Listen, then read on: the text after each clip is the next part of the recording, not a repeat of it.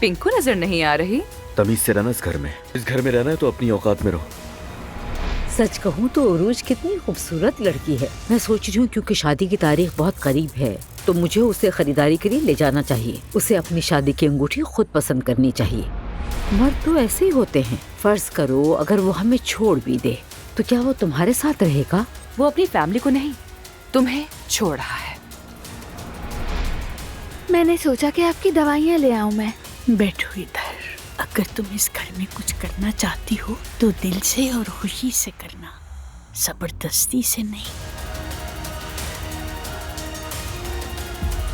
अब ये क्या है? खुद ही देख लो कि क्या है। क्या ये अब्दुल्ला है? तो क्या तुम रोजा रख रही हो?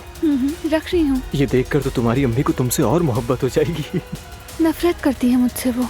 हिजाब पहनने की आदत हो गई है तुम्हें? खुश आमदीद। अस्सलाम वालेकुम। वालेकुम सलाम। तो चलता हूँ मैं। आप लोग साथ अपना वक्त गुजारें, फिर मिलते हैं। जल्द मिलते हैं मेरी बहन। मैं तुम्हें बाहर तक छोड़ती हूँ। जब मैं घर में नहीं होता तो तुम किसी को भी बुला लेती हो। तो क्या अब मैं मैती से भी नहीं मिल सकती? मेरे बगैर इजाजत तुम किसी से नहीं मिलोगी।